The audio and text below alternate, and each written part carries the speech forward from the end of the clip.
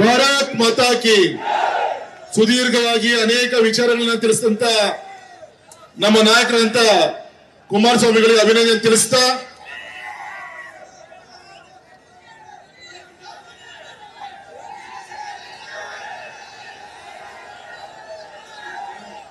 ಇವತ್ತು ನಿಮ್ ರಾಘಣ್ಣ ಭಾರತ್ ಮಾತಾ ಕಿ ಇವತ್ತು ನಾಮಪತ್ರವನ್ನ ಸಲ್ಲಿಸಲಿಕ್ಕೆ ಠೇವಣಿ ಹಣವನ್ನ ನನಗೋಸ್ಕರ ಕೊಟ್ಟಂತ ಗ್ರಾಮಗಳ 4-5 ಹೆಸರುಗಳನ್ನ ಹೇಳ್ತೀನಿ. ಇವತ್ತೇನು 25,000 ಡೆಪಾಸಿಟ್ ಇಟ್ಟೆ.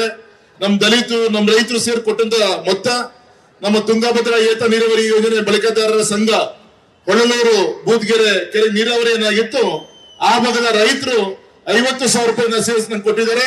ಅವ್ರ MLA ಪರವರು ಉತ್ಪೂರ್ವಕ ಅಭಿನಂದನೆ ಸಲ್ಲಿಸ್ತೀನಿ. ನಮ್ಮ ಕರ್ನಾಟಕ ದಲಿತ ಸಂಘರ್ಷ ಸಮಿತಿಯ ಎಸ್ ಪುಟ್ಟರಾಜು 5,000 ರೂಪಾಯಿನ ನನಗೆ ಇವತ್ತು ನಾಮಿನೇಷನ್ ಸಲ್ಲಿಸಕ್ಕೆ ಹಣವನ್ನು ಕೊಟ್ಟು ಅವ್ರಿಗೆ ಅಭಿನಂದನೆ ಸಲ್ಲಿಸ್ತೇನೆ.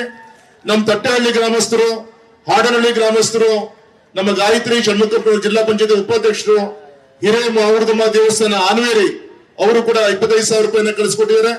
ನಮ್ಮ JDS ನ ಶಿವಮೊಗ್ಗ ನಗರದ ವತಿಯಿಂದ ಅವರು ಕೂಡ 25,000 ಹಣವನ್ನು ಕೊಟ್ಟು ಅವರಿಗೆ ಕೃತಜ್ಞತೆ ಸಲ್ಲಿಸ್ತೀನಿ. ನಮ್ಮ ಭದ್ರಾವತಿ ಬೂತ್ ಕಮಿಟಿ ಆರ್ಟಿಕಲ್ 370 ಬಂದಿದ್ದಕ್ಕೆ ಭದ್ರಾವತಿಯ 280 ಬೂತ್ ಇಂದ ಪ್ರತಿ ಬೂತ್ ಇಂದ 370 ರೂಪಾಯಿನ ಜೋಡಿಸ್ಕೊಡುವಂತ ಕೆಲಸವನ್ನು ಮಾಡಿದ್ದಾರೆ.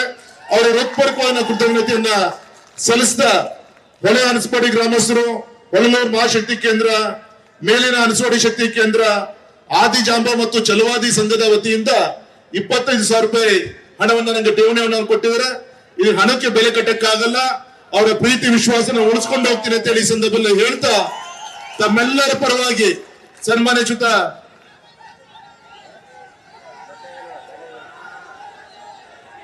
ಭಾರತ್ ಮಾತಾ ಕಿ.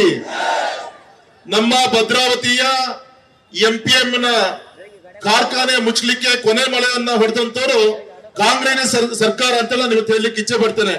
ತಮಗೆಲ್ಲರೂ ಕೂಡ ಗೊತ್ತಿದೆ.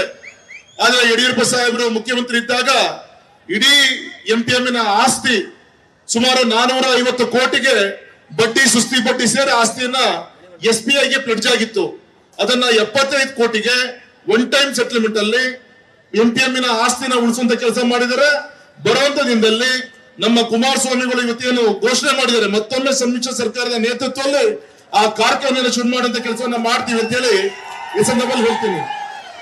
ಎರಡನೇದು VSL factory, Vishweshwara iron steel factory 100 ವರ್ಷಗಳು ತುಂಬಿದೆ.